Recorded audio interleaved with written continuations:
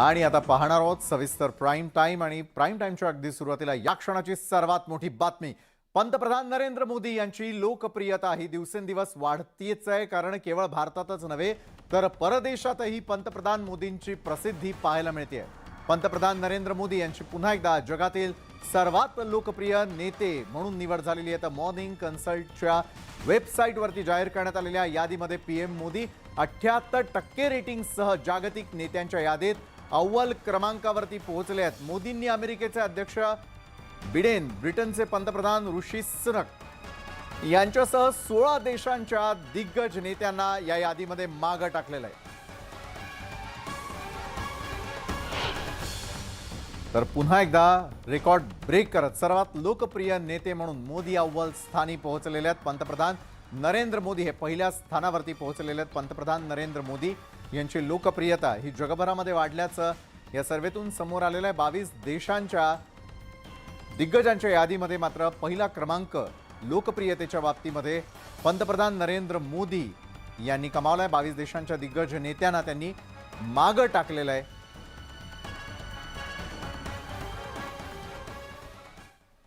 तर जगातील हे टॉप 10 नेते कोण आहेत यावरती एक नजर टाकूयात. यामध्ये पंतप्रधान नरेंद्र मोदी यांचा पहिला क्रमांक लागतो. 78% इतकी पसंती त्यांना मिळाली आहे. त्यानंतर 68% मेक्सिकोचे राष्ट्रपती अँड्रेस मॅन्युअल लोपेज यांनी क्रमांक पटकावलाय दुसरा. त्यानंतर तिसऱ्या क्रमांकावरती 62% लोकप्रियता मिळवत स्वित्झर्लंडचे राष्ट्रपती एलेन बेसर्ड. त्यानंतर 58% लोकप्रियता ऑस्ट्रेलियाचे पंतप्रधान अँथोनी अल्बानीज यांनी मिळवलेली आहे. ते चौथ्या क्रमांकावरती आहे. पाचव्या क्रमांकावरती आहे जॉर्जिओ मेलॉनी या इटलीच्या पंतप्रधान आहेत. त्यांना देखील 52% इतकी पसंती मिळालेली आहे. त्यानंतर लुला डिसिल्वा ब्राझीलचे राष्ट्रपती 50% इतकी लोकप्रियता त्यांची आहे. त्या पाठोपाठ अमेरिकेचे राष्ट्रपती जो बायडन 40% लोकप्रियता. जो बायडन यांच्यानंतर क्रमांक लावलेला जस्टिन ट्रुडो यांनी कॅनडाचे ते पंतप्रधान आहेत. त्यानंतर आयर्लंडचे लिओ वराहडकर 37% इतकी लोकप्रियता त्यांना मिळाली आहे. जगातील टॉप 10 नेत्यांची आपण यादी यावेळेला पाहतोय. त्यामध्ये शेवटचा क्रमांक जो आहे तो लागतो पेड्रो सांचेझ यांचा. स्पेनचे ते पंतप्रधान आहेत. 36% इतकी त्यांची लोकप्रियता. अर्थमंत्री निर्मला सीतारामन यांनी अदानी समूहाशी संबंधित प्रकरणामध्ये आज आपले पहिलं वक्तव्य केलेलं आहे. अर्थसंकल्पानंतर अर्थमंत्र्यांनी आज नेटवर्क 18चे MD आणि group editor in chief Rahul Joshi यांच्याशी खास संवाद साधला आणि ज्यात त्यांनी अर्थसंकल्पीय प्रस्तावांपासून अदानी समूहाशी संबंधित बाबींपर्यंतच्या प्रश्नांना उत्तरं दिली. चर्चेदरम्यान त्या अदानी समूहाच्या बाबतीत म्हणाल्या की SBI आणि LIC समूहातील गुंतवणूक मर्यादित आहे आणि त्याचबरोबर बाजाराचे नियामक आणि बँकिंग व्यवस्थेवरही त्यांनी पूर्ण विश्वास दर्शवलाय. अदानी समूहाच्या शेअर्समध्ये घसरण पाहायला मिळते आहे. तर ग्रुप कंपन्यांचे शेअर्स घसरले असल्याचं देखील त्यांनी या एक्सक्लुझिव्ह मुलाखती दरम्यान म्हटलं.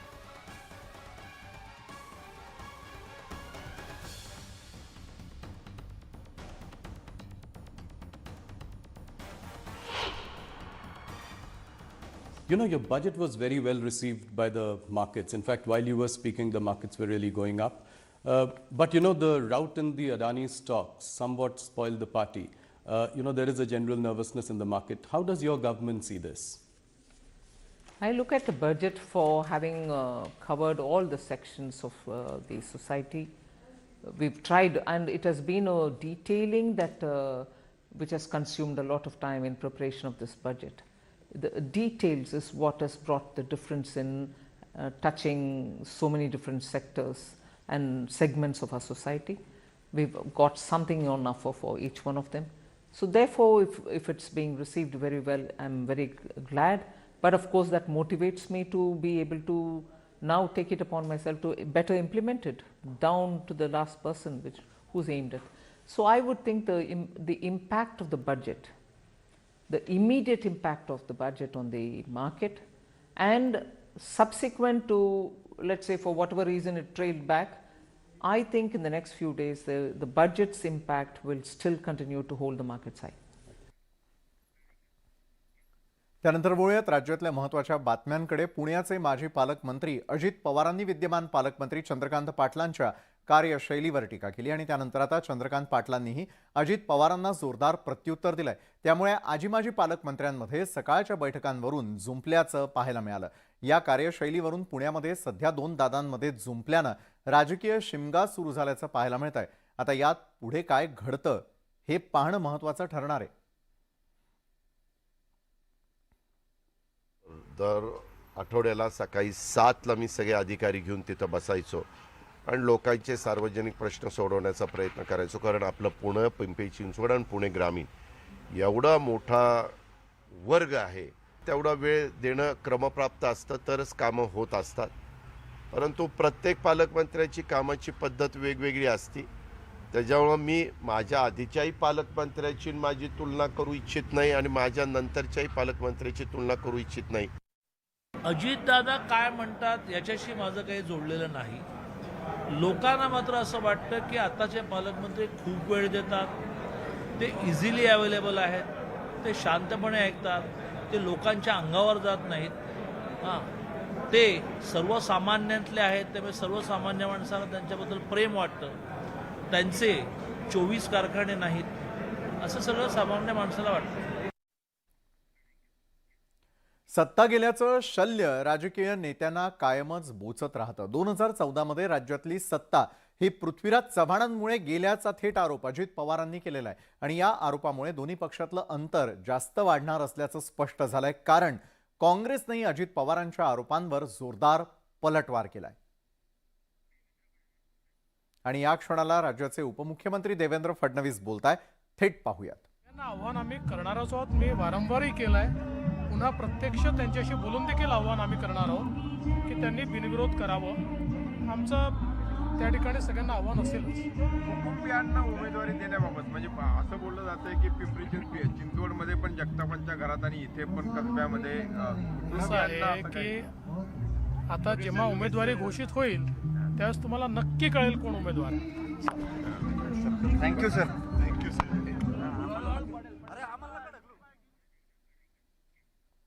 बोळ्यात पुढे मातीशिवाय कोणतंही रोपटं मूळ धरत नाही.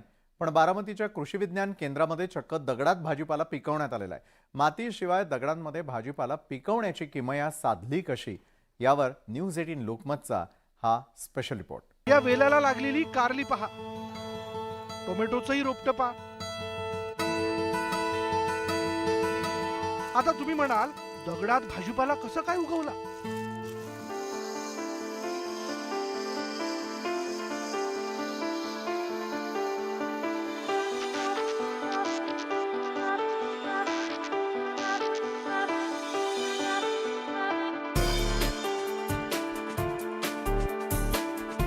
ही किमया शक्य झाली आहे ॲक्वापोनिक्स तंत्रज्ञानानं.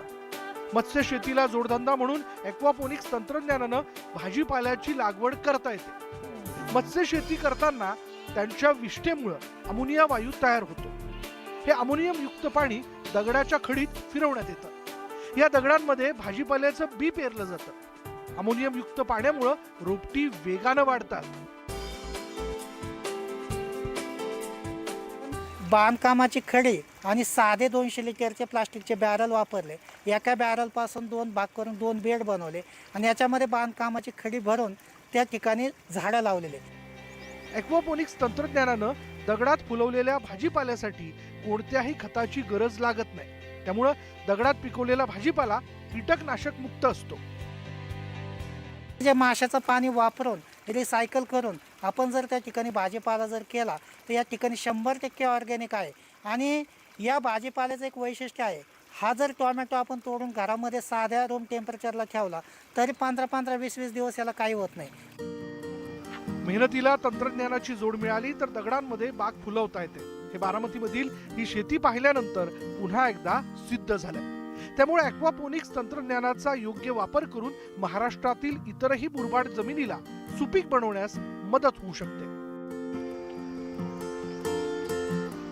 जितेंद्र जाधव, न्यूज 18 लोकमत, बारामती. तुमच्या खिशामधील नाणी तुम्हाला गोत्यात आणू शकतात. कारण चलनात मोठ्या प्रमाणात बोगस चिल्लर असल्याचं स्पष्ट झालंय. मुंबईमध्ये तब्बल 10 लाखांची बनावट नाणी जप्त करण्यात आलेली आहेत. तुमच्या हातात बोगस चिल्लर, चलनात 5 आणि 10 रुपयांची बोगस नाणी. मुंबईत 10 लाखांची बनावट नाणी जप्त.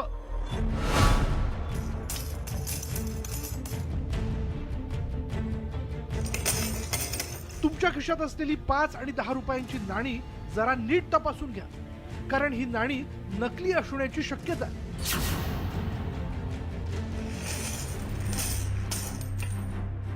मुंबई पोलीस आणि हरियाणा पोलिसांनी दिंडोशीत केलेल्या संयुक्त कारवाईत तब्बल 10 लाख रुपयांची नकली नाणी जी आहे ती जप्त करण्यात आली आहे.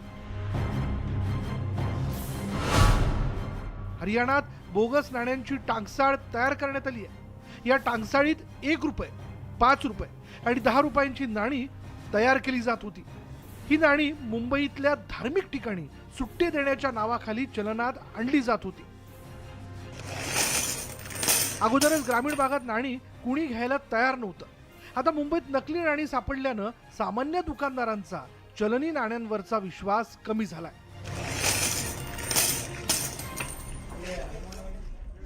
परत लोकांचा विश्वास कॉईनमधून उठलेला आहे आणि आता दिक्कत हे आहे की काउंटरवर चलनासाठी चिल्लर नाही आणि 10 आणि 20च्या नोटा फाटलेल्या असल्यामुळे ह्या कॉईनवर परत लोकांचा विश्वास, दुकानदाराचा विश्वास बसला पाहिजे.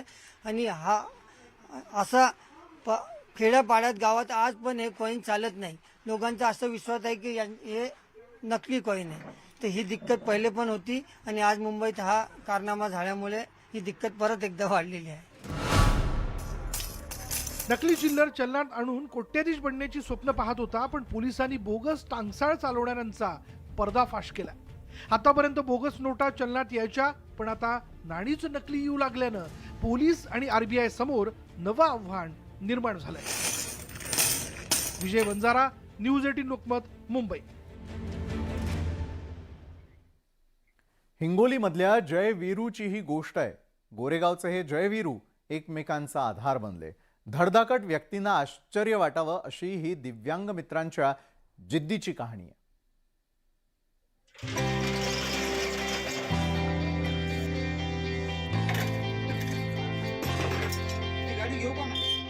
लहानपणापासूनच दोन्ही पायांनी दिव्यांग असलेले हे संजय कावरखे आणि काही वर्षांपूर्वी अपघातात हाताचा पंजा गमावलेले हे भागवत पवार, हे दोघं एकमेकांच्या सोबतीनं गेली 12 वर्ष गॅरेज चालवतायत.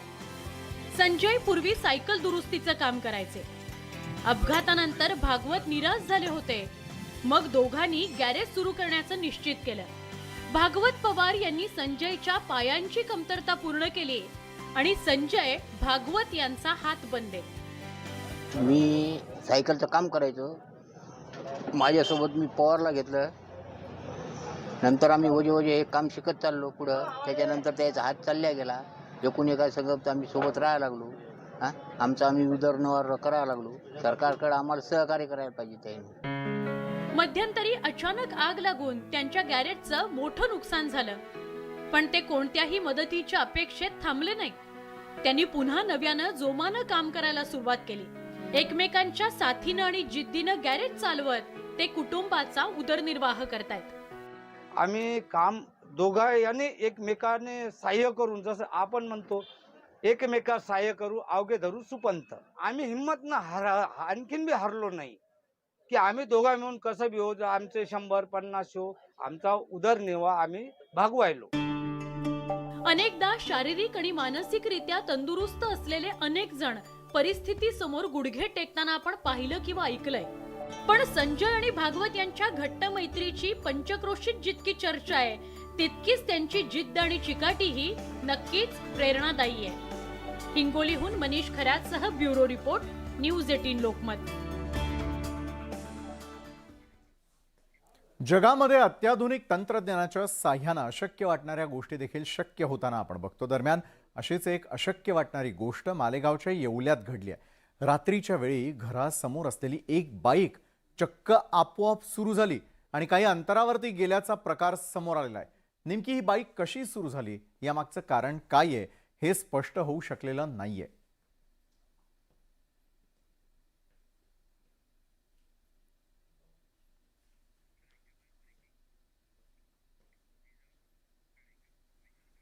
आणि त्यानंतर या क्षणाला येणारी सगळ्यात मोठी बातमी आहे, विशाळगड आता अतिक्रमण मुक्त केला जाणार आहे. अतिक्रमण काढण्यासाठी त्याचा निधी मंजूर करण्यात आलेला आहे. हा निधी तब्बल 1,17,00,000 रुपये इतका आहे. सरकारकडून निधी मंजूर करण्यात आलेला आहे. न्यूज 18 लोकमतनं या संदर्भातली सगळ्यात आधी बातमी दाखवलेली होती आणि न्यूज 18 लोकमतच्या बातमीचा इम्पॅक्ट आपल्याला सगळ्यांना पाहायला मिळतोय, कारण विशाळगड हा अतिक्रमण मुक्त होणार आहे. अतिक्रमण काढण्यासाठी सरकारनं तब्बल 1,17,09,000 रुपये मंजूर केलेले आहेत आणि विशाळगडाच्या अतिक्रमणाचं वृत्त सगळ्यात आधी न्यूज 18 लोकमतनं अवघ्या महाराष्ट्रात समोर मांडलेलं होतं. पुरातत्व विभाग आता अतिक्रमण कधी काढणार याचा देखील पाठपुरावा न्यूज 18 लोकमत करत राहणार आहे. तर विशाळगडाला अतिक्रमणाचा सगळ्यात मोठा विळखा पडलेला होता आणि हा वेढा मोडून निघणार आहे. तर या होत्या आतापर्यंत घडलेल्या अतिशय महत्त्वाच्या अशा प्राईम घडामोडी. तर आजच्या न्यूज 18 लोकमत प्राईम टाईममध्ये वेळ झाली तर थांबण्याची ताज्या घडामोडींसाठी पाहायला विसरू नका न्यूज 18 लोकमत.